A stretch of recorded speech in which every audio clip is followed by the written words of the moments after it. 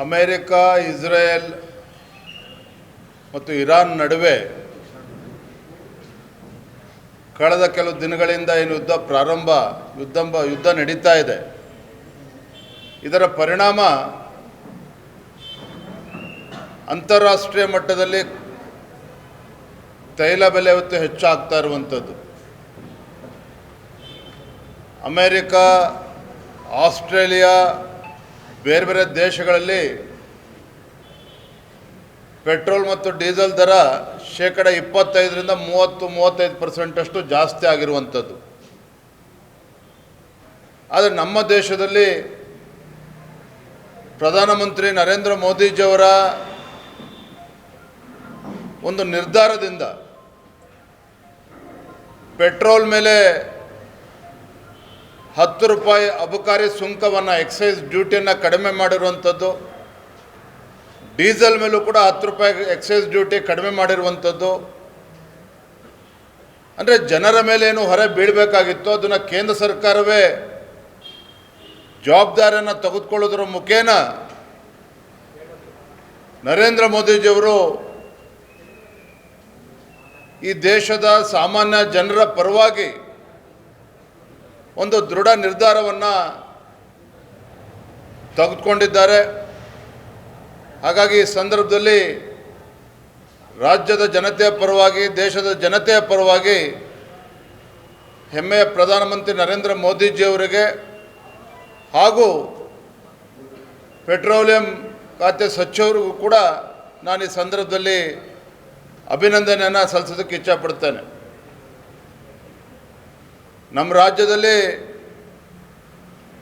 ಮಾತೆತ್ತಿದ್ರೆ ಕಾಂಗ್ರೆಸ್ನವರು ಈ ಸರ್ಕಾರ, ಕೇಂದ್ರ ಸರ್ಕಾರವನ್ನು ಟೀಕೆ ಮಾಡೋದ್ರಲ್ಲೇ 3 ವರ್ಷಗಳ ಕಾಲಹರಣ ಮಾಡಿದ್ದಾರೆ. ಆದರೆ ನರೇಂದ್ರ ಮೋದಿಜಿಯವರ ಜನಪರ ಕಾಳಜಿ ಏನು ಅನ್ನೋದನ್ನು ರಾಜ್ಯದ ಮುಖ್ಯಮಂತ್ರಿಗಳು ಕೂಡ ಅರ್ಥ ಮಾಡ್ಕೋಬೇಕಾಗ್ತದೆ, ಅವರ ಸಚಿವ ಸಂಪುಟದ ಸದಸ್ಯರು ಕೂಡ ಅದನ್ನು ಅರ್ಥ ಮಾಡ್ಕೋಬೇಕಾಗ್ತದೆ. ಅದಕ್ಕೇನು ಹೇಳಿದೆ, ಬೇರೆ ಬೇರೆ ದೇಶಗಳಲ್ಲಿ ಅಮೇರಿಕ ಇರ್ಬೋದು, ಆಸ್ಟ್ರೇಲಿಯಾ ಇರ್ಬೋದು, 25%, 30%, 35% ಜನರ ಮೇಲೆ ಹೊರ ಬೀಳ್ತಾ ಇದೆ. ಆದರೆ ಕೇಂದ್ರ ಸರ್ಕಾರದ ನಿರ್ಧಾರದಿಂದ ಅಬಕಾರಿ ಸುಂಕ ಕಡಿಮೆ ಮಾಡಿರೋದ್ರಿಂದ ಬಹುಶಃ ಜಗತ್ತಿನ ಯಾವುದೇ ರಾಷ್ಟ್ರಗಳು ಈ ರೀತಿ ಕಡಿಮೆ ಮಾಡಿರೋದಕ್ಕೆ ಸಾಧ್ಯ ಇಲ್ಲ. ಅಂಥ ದೃಢ ನಿರ್ಧಾರವನ್ನು ಪ್ರಧಾನಮಂತ್ರಿಗಳು ಮಾಡಿರುವಂಥದ್ದು ಸ್ವಾಗತ ಮಾಡ್ತಾರೆ. ಪಾಪ ಕಾಂಗ್ರೆಸ್ನವರು ತಮ್ಮ ವೈಫಲ್ಯಗಳನ್ನು ಮುಚ್ಚಿ ಹಾಕೊಳ್ತಕ್ಕಂಥ ಸಲುವಾಗಿ ಬೇರೆಯವ್ರ ಮೇಲೆ ಗೂಬೆ ಕೂರಿಸ್ತಕ್ಕಂಥ ಒಂದು ಚಾಳೆ ಮುಂಚಿನಿಂದ ಕೂಡ ಬಂದಿದೆ. ಯಾವತ್ತೂ ಕೂಡ ಕೇಂದ್ರ ಸರ್ಕಾರವನ್ನು ದೂರಿಕೊಂಡೇ ತಮ್ಮ 3 ವರ್ಷ ಅವಧಿಯನ್ನೇ ಇವತ್ತು ಮುಖ್ಯಮಂತ್ರಿಗಳು ಕೂಡ ಮುಗಿಸ್ತಾ ಇರುವಂಥದ್ದು. ಅದು ಬಿಟ್ಟರೆ ಏನು ಸಾಧನೆ ಮಾಡಿದ್ದಾರೆ ಇವತ್ತು? ಕಳೆದ 3 ವರ್ಷದ ಕಾಂಗ್ರೆಸ್ ಸರ್ಕಾರದ ಸಾಧನೆ ಏನು ಇವತ್ತು? ಜನ ಇದನ್ನು ಇವತ್ತು ಪ್ರಶ್ನೆ ಮಾಡ್ತಾ ಇದ್ದಾರೆ. ನಾನು ನಿನ್ನೆ ಆಡಳಿತ ಪಕ್ಷದ ಶಾಸಕರು, ವಿರೋಧ ಪಕ್ಷದ ಶಾಸಕರ ಹೇಳಿಕೆಗಳನ್ನು ನಾನು ಗಮನಿಸಿದ್ದೇನೆ.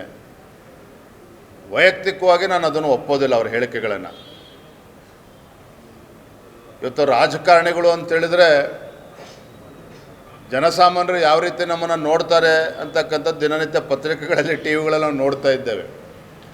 ಕಳೆದ ಬಾರಿ ಇದೇ IPL ಮ್ಯಾಚ್ ಸಂದರ್ಭದಲ್ಲಿ ಆಡಳಿತ ಪಕ್ಷದ ಮೂರ್ಖತನದಿಂದ ಅಮೇರಿಕ, ಇಸ್ರೇಲ್ ಮತ್ತು ಇರಾನ್ ನಡುವೆ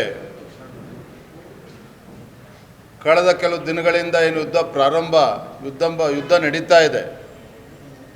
ಇದರ ಪರಿಣಾಮ ಅಂತಾರಾಷ್ಟ್ರೀಯ ಮಟ್ಟದಲ್ಲಿ ತೈಲ ಬೆಲೆ ಇವತ್ತು ಹೆಚ್ಚಾಗ್ತಾ ಇರುವಂಥದ್ದು. ಅಮೇರಿಕ, ಆಸ್ಟ್ರೇಲಿಯಾ, ಬೇರೆ ಬೇರೆ ದೇಶಗಳಲ್ಲಿ ಪೆಟ್ರೋಲ್ ಮತ್ತು ಡೀಸೆಲ್ ದರ 25% 35% ಜಾಸ್ತಿ ಆಗಿರುವಂಥದ್ದು. ಆದರೆ ನಮ್ಮ ದೇಶದಲ್ಲಿ ಪ್ರಧಾನಮಂತ್ರಿ ನರೇಂದ್ರ ಮೋದಿಜಿಯವರ ಒಂದು ನಿರ್ಧಾರದಿಂದ ಪೆಟ್ರೋಲ್ ಮೇಲೆ 10 ರೂಪಾಯಿ ಅಬಕಾರಿ ಸುಂಕವನ್ನು, ಎಕ್ಸೈಸ್ ಡ್ಯೂಟಿಯನ್ನು ಕಡಿಮೆ ಮಾಡಿರುವಂಥದ್ದು.